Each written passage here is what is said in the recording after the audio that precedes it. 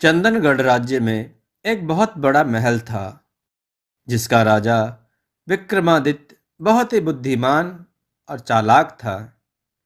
लेकिन कई दिनों से उसके राज्य में अजीबोगरीब घटनाएं घट रही थी। मंत्री ने कहा, महाराज, एक अशुभ समाचार है। बोलो मंत्री, क्या समाचार है? राज्य में सब ठीक तो है ना?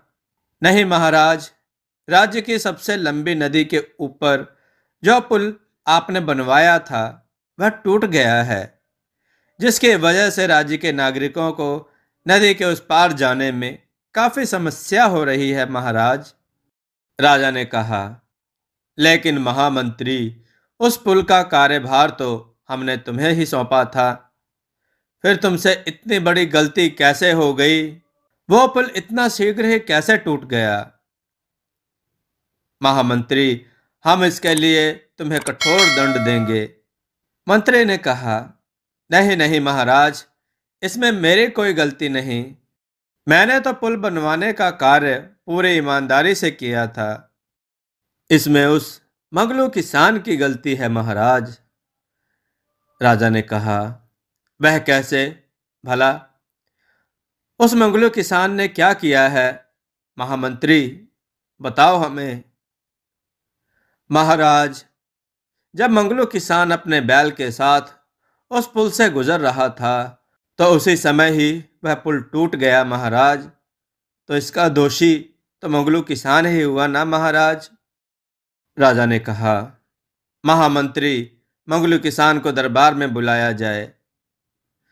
जी महाराज, जैसे आपकी आज्ञा। थोड़ी देर बाद मंगलू किसान दरबार में आता है। राजा ने कहा, मंगलू किसान, क्या यह सच है कि राज्य में सबसे लंबी नदी पर बनवाया गया पुल तुम्हारी ही वजह से टूट गया है? क्या तुम इसके दोषी हो? बताओ हमें। मंगलू किसान ने कहा, नहीं नहीं महाराज, मैं पुल टूटने का दोषी नहीं हूं। महाराज, बल्कि पुल टूटने से तो मेरे बैल नदी में गिर गए और उनकी मृत्यु हो गई। महाराज, मैं गरीब किसान हूं। मेरे पास तो एक ही बैल था, वह भी पुल टूटने की वजह से मर गया। महाराज, अब मैं क्या करूंगा? मंत्री ने कहा, चुप हो जाओ मंगलू किसान, तुम्हारे कहने का क्या मतलब है? महाराज के बनवाए हुए पुल से तुम्हारे बैल की मौत हो गई। देखिए महाराज, यह मंगलू अपनी गलती मानने की बजाय उल्टा आपके बनाए हुए पुल को ही दोष दे रहा है। महाराज, ये मंगलू ही दोषी है, इसे सजा दी जाए महाराज। राजा ने कहा, मंगलू किसान, तुम्हारी इतनी हिम्मत कि तुम राजा पर ही दोष लगा रहे हो? राजा ने कहा, सैनिकों, इस मंगलू को बंदी बना लिया जाए और कारावास में डाल दिया जाए। मंगलू ने कहा, महाराज, मुझे माफ कर दीजिए। मेरे कहने का यह मतलब बिल्कुल भी नहीं था। मैं निर्दोष हूं महाराज। ऐसा मत कीजिए महाराज। अगर मैं कारावास में रहूंगा तो मेरे बीवी बच्चे भूखे मर जाएंगे महाराज।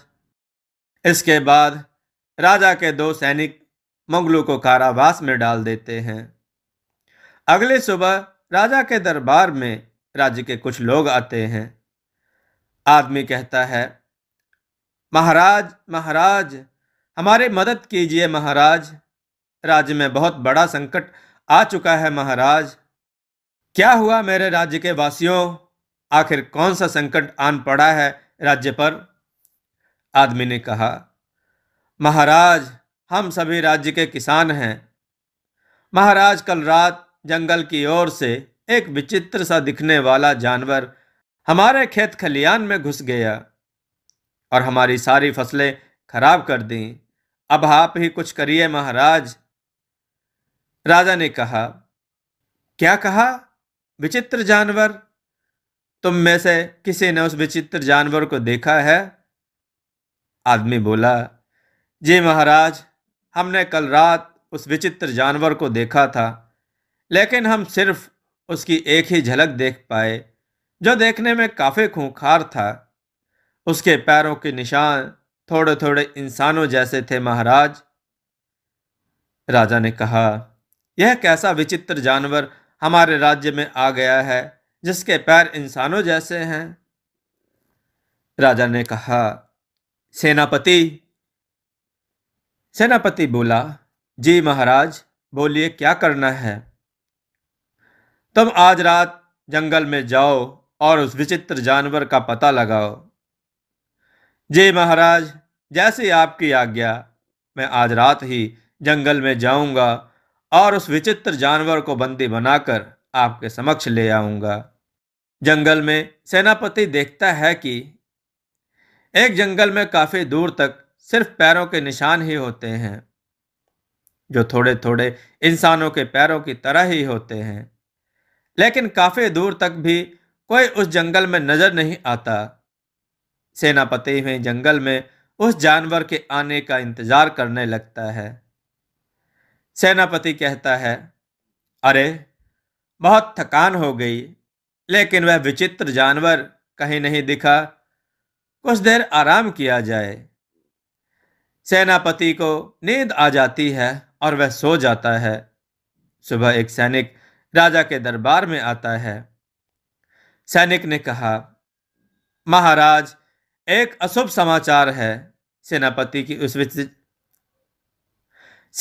की उस विचित्र जानवर ने हत्या कर दी है। दरबार में सभी यह बात सुनकर हैरान रह जाते हैं। राजा ने कहा, क्या कहा? उस विचित्र जानवर ने हमारे सेनापति को मार डाला? यह तो राज्य के लिए बहुत ही दुख की बात है। अब हम उस विचित्र जानवर को जिंदा नहीं छोड़ेंगे। हम स्वयं ही जंगल जाएंगे और उस विचित्र जानवर को मार डालेंगे। मंत्री बोला, महाराज, आप क्यों कष्ट करते हैं? आप मत जाइए। ऐसे तुच्छ जानवर के लिए आप स्वयं जाएंगे? राजा ने कहा, महामंत्री, उसने हमारे सेनापति को मार डाला है। अब इससे पहले वह हमारे राज्य में किसी और को मारे, हम उसे ही खत्म कर देंगे। मंत्री ने कहा, ठीक है महाराज, लेकिन आपकी सुरक्षा के लिए हम अत्यधिक सैनिकों का प्रबंध कर देते हैं महाराज। राजा ने कहा, नहीं महामंत्री, हम अकेले ही जंगल जाएंगे। सैनिकों की कोई आवश्यकता नहीं है। हम अकेले ही उस विचित्र जानवर का सामना करेंगे। मंत्री ने कहा, जी महाराज, जैसी आपकी आज्ञा। इसके बाद रात होती है और राजा अकेले ही मशाल लेकर जंगल में जाते हैं। राजा बोले, आज देखता हूं विचित्र जानवर हमसे कैसे बचता है।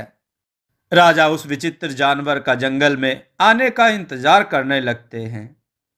राजा थोड़ी दूर जंगल में चलते हैं तो देखते हैं कि उस विचित्र जानवर के पैरों के निशान दिख रहे हैं। राजा ने कहा, लगता है यह उसी विचित्र जानवर के पैरों के निशान हैं।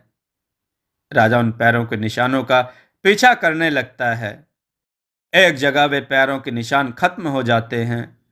तभी एक पेड़ के पास एक अजीब सा दिखने वाला चेहरे का मुखौटा दिखता है, जो किसी जानवर का था। और वहीं उस मुखौटे के पास एक अंगूठी मिली। राजा उन दोनों को देखकर समझ गया। राजा ने कहा, अच्छा, तो वह दुष्ट ही विचित्र जानवर है, हम उसे नहीं छोड़ेंगे। राजा सुरक्षित अपने महल वापस आ जाते हैं। सुबह होती है। राजा सभी मंत्रिमंडल और राज्य के नागरिकों के साथ दरबार में बैठे हैं। राजा ने कहा, मेरे दरबार वासियों, राज्य में घोषणा कर दी जाए कि हमने उस विचित्र जानवर को मार गिराया है। अब वह किसी और को नुकसान नहीं पहुंचाएगा। इतना सुनते ही राज्य में सभी राजा की जय जयकार करने लगते हैं। मंत्री ने कहा, महाराज, लेकिन यह तो संभव ही नहीं है। महाराज, आप उस विचित्र जानवर को कैसे मार सकते हैं? राजा ने कहा, क्यों संभव नहीं है महामंत्री? मंत्री बोला, क्योंकि आपने जिस विचित्र जानवर को मारा है वह तो जंगल में कहीं था ही नहीं, तो आपने उसे कैसे मारा महाराज? आप झूठ बोल रहे हैं। महामंत्री की यह बात सुनकर दरबार में सभी लोग चौंक जाते हैं। राजा बोला, हम जानते हैं वह विचित्र जानवर अब भी जिंदा है और वह भी इसी महल में हम सबके बीच मौजूद है। मंत्री डरते हुए बोला, क्या कहा महाराज? वो अभी हमारे बीच में है? यह क्या बोल रहे हैं महाराज? राजा ने कहा, हाँ, वो विचित्र जानवर कोई और नहीं बल्कि यह दुष्ट महामंत्री ही है।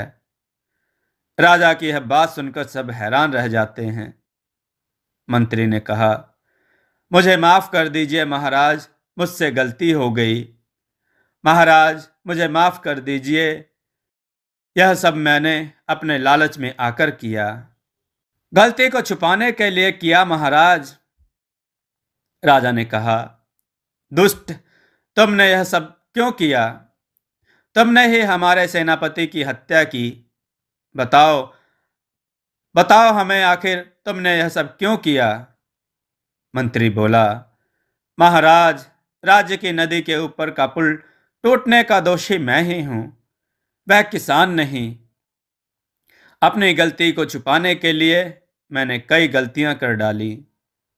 महाराज, दरअसल आपने जितना धन मुझे उस पुल को बनवाने के लिए दिया था, मैंने लालच में आकर उसका आधा ही पुल बनवाने में खर्च किया और बाकी का धन अपने पास रख लिया।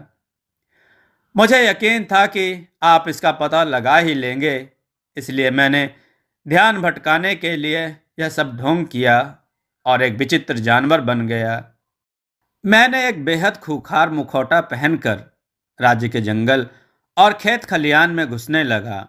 उस रात जब सेनापति को आपने जंगल में भेजा तो उनके पीछे पीछे मैं भी गया था और छुपकर देखने लगा। सेनापति की जंगल में आंख लग गई तो मैंने सोचा यह सही मौका है, अब राज्य में मुखौटा पहनकर घूमा जाए। जैसे ही मैंने जंगल से बाहर आने लगा, उन्होंने पीछे से मुझे देख लिया। उन्होंने मुझे मारने के लिए तलवार उठाई। तब हमारे बीच थोड़ी देर के लिए झड़प हुई और अपने बचाव में मैंने अपनी तलवार से उनकी गर्दन अलग कर दी। मुझसे गलती हो गई महाराज, मुझे माफ कर दीजिए। राजा ने कहा, पापी, तुमने हमारे साथ धोखा किया। अपने एक झूठ को छुपाने के लिए तुमने हमसे कितने झूठ बोले और हमारे सेनापति की हत्या भी तुम्हारे ही कारण हुई। हम उसके लिए तुम्हें कठोर दंड देंगे। मंत्री बोला, माफी महाराज, माफी, माफी दे दीजिए। राजा ने कहा, सैनिकों, मंगलू किसान को कारावास से रिहा किया जाए। दरबारी ने कहा, लेकिन महाराज, आपको कैसे ज्ञात हुआ कि विचित्र जानवर यह महामंत्री ही है? राजा बोले, उस रात जब हम जंगल में गए तो उस रात हम जंगल में विश्राम करने लगे, लेकिन उस रात वह हमारे सामने नहीं आया और थोड़ी दूर चलने पर हमें एक पेड़ के पास जानवर का मुखौटा मिला और वहीं एक अंगूठी भी मिली, जो सेनापति से की गई झड़प में महामंत्री के हाथ से गिर गई होगी। यह अंगूठी वही थी जो हमने इस महामंत्री को उपहार में दी थी और हम समझ गए कि वह जानवर और कोई नहीं बल्कि यह दुष्ट महामंत्री ही है। यह सुनकर राजा की सब जय जयकार करने लगे। इस तरह राजा विक्रमादित्य की समझदारी से कपटी मंत्री को उसके किए की सजा मिली। राज्य में फिर से राजा ने न्याय के लिए नई मिसाल कायम कर दी। दोस्तों, आपको यह कथा कैसी लगी? अपने विचार और सुझाव कमेंट में जरूर दें। हमारी कथाओं को लाइक करें, हमारे चैनल को सब्सक्राइब करना न भूलें। हमारी कथाओं को शेयर जरूर करें जिससे लोगों को अच्छा ज्ञान प्राप्त हो। जय श्री राम भक्तों।